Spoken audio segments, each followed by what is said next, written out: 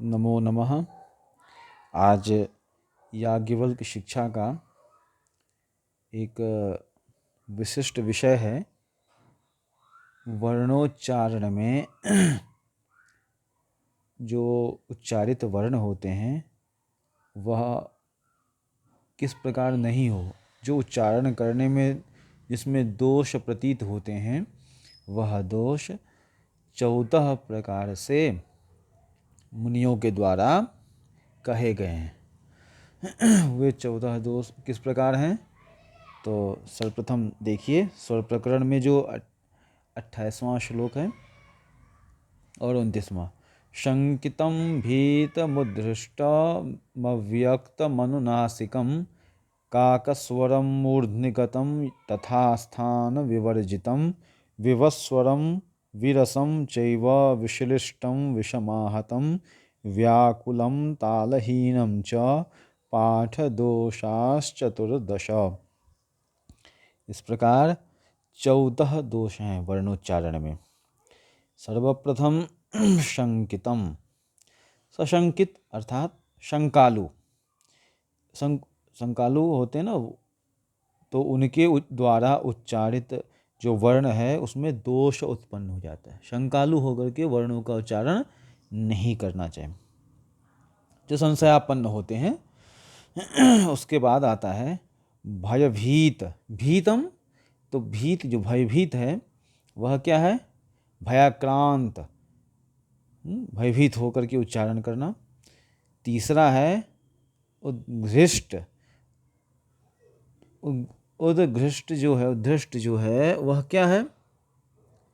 तो जैसे रोष आदि से परिवर्धित है ना, जो रोष वसे न वर्धितम, तो रोष से जो संयुक्त हो, जिनमें रोष व्याप्त हो, उस वो व्यक्ति उच्चारण करे तो एक दोष ये भी आता है। यह तीसरी श्रेणी है। चौथा है चौथा आपको कहा जा रहा है अब स्फुट रूप से उच्चारण में रहित। स्फुट है ना, वो अव्यक्तम है ना, अव्यक्त जो उच्चारण में स्फुट सही से उच्चारण ना हो, स्फुट ना हो। उसके बाद है अनुनासिकम। अनुनासिकम, निरनुनासिक को अनुनासिक में उच्चारण करना।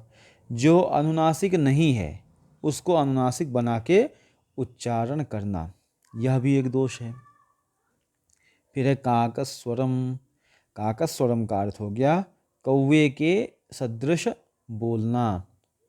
काकस्वर मतलब जिस तरह कौवा बोलता है, जो मीठा स्वर में मीठापन ना होना, कर्कश आवाज। फिर आता है मूर्धनिगतम, अर्थात मस्तकस्थितम पूर्णम अतिशयेन स्वरेणोच्चारितम।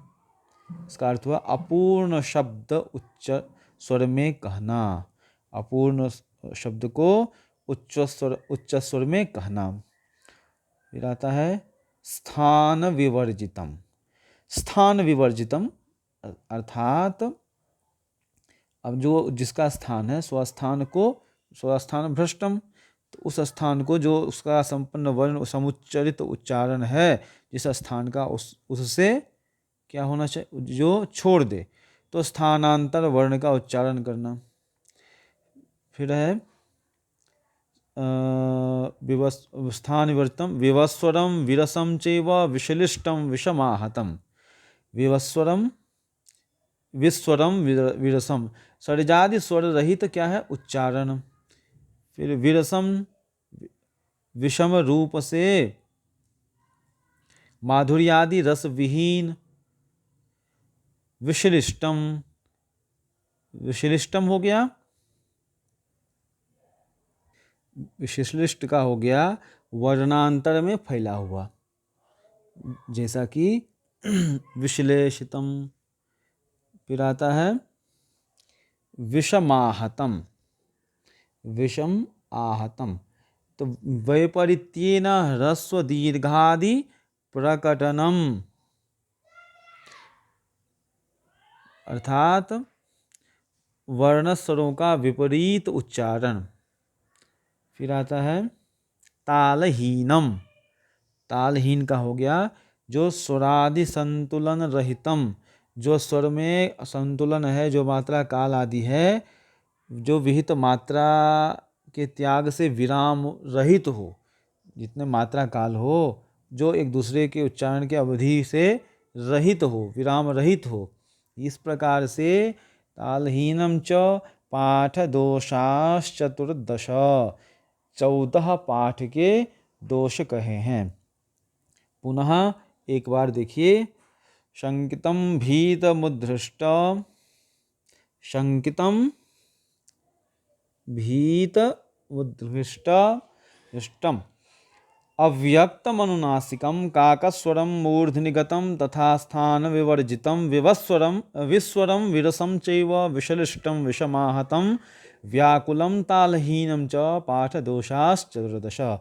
इस प्रकार आपने 14 पाठ दोष को जाना।